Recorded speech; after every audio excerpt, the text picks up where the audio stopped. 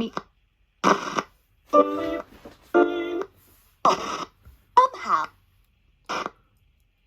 Hi, so we're going to look at your clean sweep portal and we'll run through the instructions for you.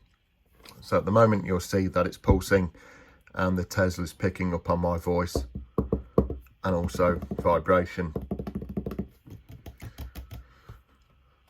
So I guess a lot of you have seen these videos before, so a lot of the controls might be familiar, but this is a custom box yet again built for one of our customers.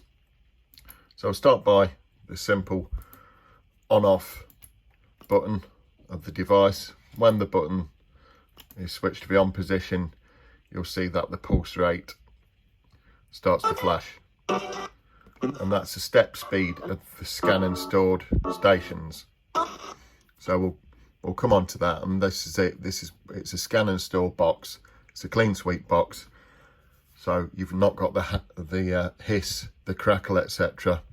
It's designed that way. However, there is an option that can be switched on the side using the mode button to get the box to step and introduce a little bit of white noise.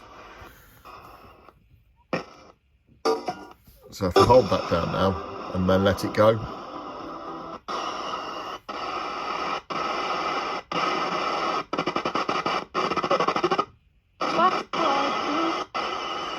you'll see it's acting a lot more like a traditional ghost box that you see, but it's a steady step speed in conjunction with the LED that's set. You can speed it up a little bit, but the reason we set a slow scan rate is it's our design of box for one, so I want it to be different to the rest out there, and also most importantly this nice steady step speed.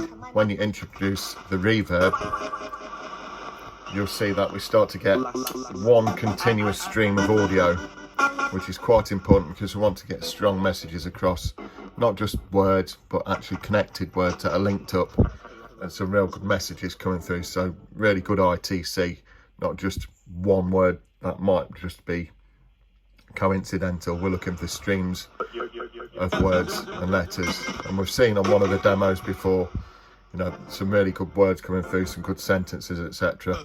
And again, the feedback we've got from the field is second to none. So on the side of the box, as I say, we've got scan and store and mode. So if we hold the scan and store button, I'll do that. So if we hold it for a second, you'll see that the display circles, let it go, and the box will now sweep the FM band. It'll take a little while, and when it settles on each station, it will store it and it'll play it for about a second. So this process is best to be done on receipt of your box, so it sets up to the regional broadcast stations in your area. Likewise, if you move say 10 or more miles from your area, it's best to reset the box to give you the strong stations that are stored. So it will store 10 to 20 channels usually, depending on where you are in the UK. Tend to find in Highlands it tends to be a lot lower. There's a lot fewer stations around, but down here in the Midlands you'll hopefully see it will store about 20 channels. Once it's stored, each of the snippets of audio will be a lot shorter, so we'll see it's got 17 there. If you do need to extend the aerial, you can actually plug into this with say a 2 meter piece of cable or a dipole antenna, and you'll be picking up 20 to 30 channels in the Midlands, and then about 20 up in the Highlands. So at the back of the box, battery compartment, going back to the red mode button, the scan and store will only work in channel hopping mode. So if you're in frequency stepping mode, which you can, by holding that down, you'll see it will go into frequency stepping, hold it down again, channel hopping, frequency stepping, channel hopping. So the channel hopping mode is used, as we say, scan and store. Once you scan and stored, no need to do it again. Just turn the box off when you're finished and back on, and it'll automatically start scanning through those stored stations. So if you do press and go into frequency stepping mode, you'll see that it will reverse step through the FM band slowly but surely. And again, you can remove the reverb or you can add it.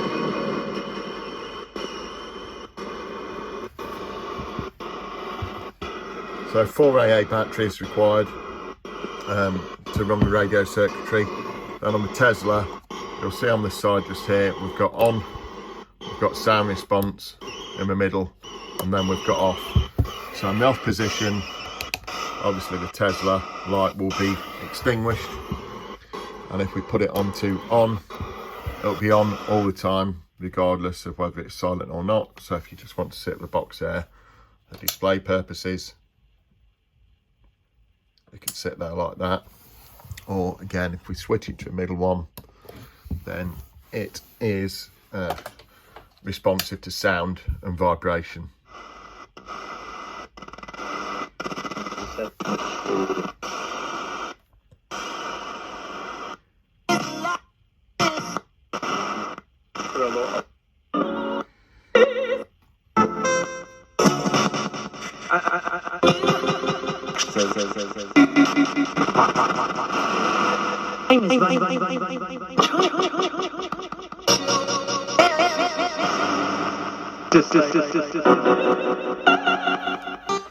So when you finish with the box, switch it off inside, switch it to the middle position so it's off, and then the back fixes on with these Velcro fasteners, and then just keep it in a nice place that's free from moisture, etc., as you would with any electronic device.